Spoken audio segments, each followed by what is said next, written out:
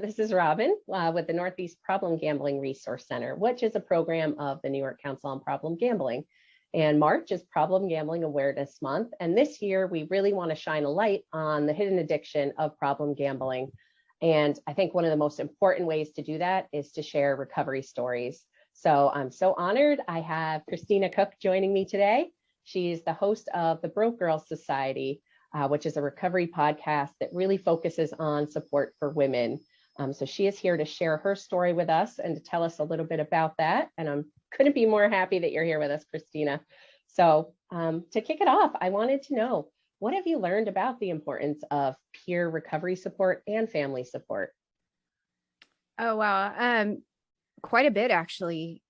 You know, speaking to somebody else who's been through the same journey that you have, or has had the same behaviors that you have in addiction, that can really be impactful to somebody who's struggling. And so peer support has been very, very much a part of my journey, you know, in helping not only heal myself, but others. And it really is, you know, they say addiction is our problem, but it becomes a family problem. It becomes a problem for everybody around us. So having support for our family and our loved ones is just as important as the support that we need. Yeah, that's great. And I wanted to say too, I'll definitely put, of course, with this video, a link to your podcast. But I just want to say, because it's great, because off of that too, I know you have a Facebook group that goes along with your podcast. So it looks like there's kind of some peer support online. So if people find your podcast, they can find that support group, right? Is that correct? Yeah, we have a private support group on Facebook. I think we are close to 250 people in there, mostly women. And we have a few affected others. We have a handful of guys in there who just do better with female energy. It is female centered, because that's kind of where my advocacy is, but I want to be there for anybody who's struggling with this. Right, absolutely. And I just wanted to say personally, thank you, because, you know, as the helpline worker who answers the phone, and we do have such a good majority of callers will be women. And I think that woman to woman support is so necessary and so needed. So I know that personally taking the calls, I have women that just are so relieved to know that there's other women out there that are walking in their shoes, and then to know that they have you or your podcast as a resource. I've shared it with so many women, and I've definitely gotten feedback that they just think it's amazing and they connect to it. So the work you're doing is so important, of course. So I just wanted to let you know that it's really making an impact. So our next question, and there's only two here. So what's the best thing about recovery from problem gambling? The best thing about recovery for me is when I was gambling, and I've been gambling for about 15 years, from the time I was 28 to the time I was 42. And, you know, the last half of that was problem and, you know, very detrimental to my life. I didn't grow as a person in that time. It was just work, you know, casino, just this cycle of chaos. It's like I didn't grow as a person. I wasn't present with my family and friends. I just feel like life passed me by. And so the best thing stepping into recovery, as scary as it is the growth, the healing.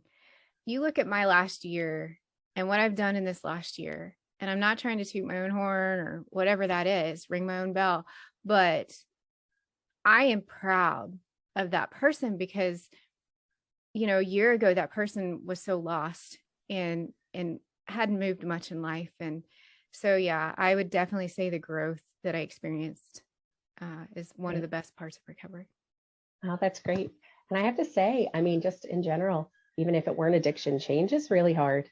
You know, we get very set in our routines. I'm very comfortable with that. So I know, you know, the first step of even calling in for people is so big, because you don't know what's going to happen when you call in. You don't know if change is going to be possible. So I just encourage anyone out there, you know, have a leap of faith, take the leap, make the call. And, you know, success is going to look so different for everybody. And it might take a while for someone to get there even, but I think if you can start somewhere, it's a good place to be. And I just want to say Absolutely. congratulations to you. So Thank you. Thank you. celebrating a year in recovery is a really big milestone. So Yeah.